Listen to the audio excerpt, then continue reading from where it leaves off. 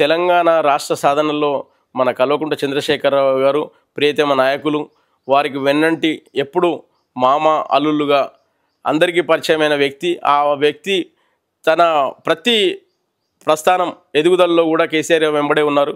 అదేవిధంగా అప్పటి నుంచి సిద్దిపేటలో తను చేసే ప్రతి కార్యక్రమాల్లో కూడా మా అమర్నాథ్ అన్నదాన సేవా సమితి అయితే కానీ, సిద్దిపేట ధార్మికోత్సవ సమితి అయితే కానీ, రామరాజు హనుమాన్ చారిటబుల్ ట్రస్ట్ అయితే కానీ, ఇలాంటి వ్యవస్థల్లో కూడా హరీష్ రావు గారు మెంబర్గా ఉండి నాకు అవకాశం కల్పించండి, నేను కూడా సేవ చేసుకునే అవకాశం ఉండనివ్వండి అని చెప్పి అడిగి మరీ తీసుకొని దానికి తగ్గట్టుగా ప్రతి విషయంలో కూడా ముందుండి జరుగుతున్న ఇబ్బందుల్లో కూడా తను కూడా పాల్గొనడం, అట్లాంటి రాకుండా చూడడం.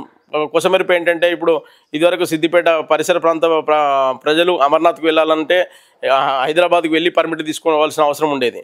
తన కృషి వల్లే సిద్దిపేట పంజాబ్ నేషనల్ బ్యాంకు పర్మిట్లు రావడం జరిగింది.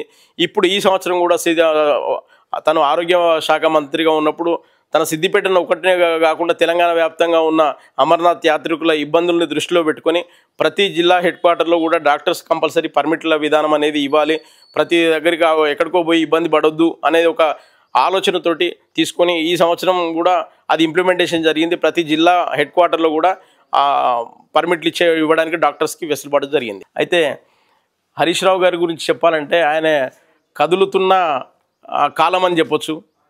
24 గంటల్లో సార్ ఎప్పుడు పడుకుంటారో తెలియదు, ఎప్పుడు వెళ్ళేస్తారో తెలియదు, ఎప్పుడు హైదరాబాద్లో ఉంటారో తెలియదు, ఎప్పుడు సిద్దిపేటలో ఉంటారో తెలియదు. 24 గంటలు సిద్దిపేటలో ఉన్నట్టే మాకు అనిపిస్తుంటుంది. ఆయన చేస్తున్న కృషి మా సిద్దిపేటనే నిదర్శనం. గత 10 సంవత్సరాల క్రితం ఉన్న సిద్దిపేటకు 15 సంవత్సరాల క్రితం ఉన్న సిద్దిపేటకు ఇప్పటికి చాలా మార్పులు తీసుకొచ్చాడు.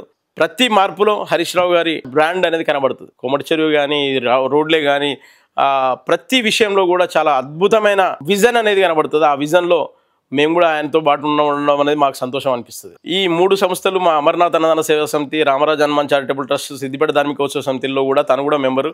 ఆ విషయంలో జమ్మూ కాశ్మీర్లో మాకు సొంత లంగర్ ఉండాలనే ప్రయత్నం చేసినప్పుడు కూడా తను వెంబడి ఉండి కల్వకుంట్ల చంద్రశేఖరరావు గారికి, ముఖ్యమంత్రి వర్యులకు లెటర్ ఇప్పించి అక్కడి నుంచి మన కాశ్మీర్ గవర్నర్కి మాట్లాడడం చేయడం, ఇట్లాంటి సందర్భాల్లో కూడా ప్రతి విషయంలో కూడా నేను వెళ్ళాను, అక్కడికి వెళ్ళి ప్రయత్నం చేయడం జరిగింది. తర్వాత అక్కడ ఉన్న పరిస్థితుల ప్రకారం ఏంటంటే ఇప్పటికే లంగర్లు ఎక్కువయ్యాయి.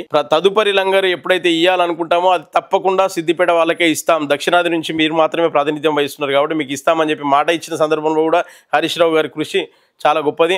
అలాంటి సందర్భాలు ఎన్నో కోకొల్లుగా నేను వారితో ఉండడం జరిగింది. మా పద్మశాలి సమాజం ఎదుగుదలలో కూడా ఆయన యొక్క సేవలను మేము తీసుకోవడం జరిగింది.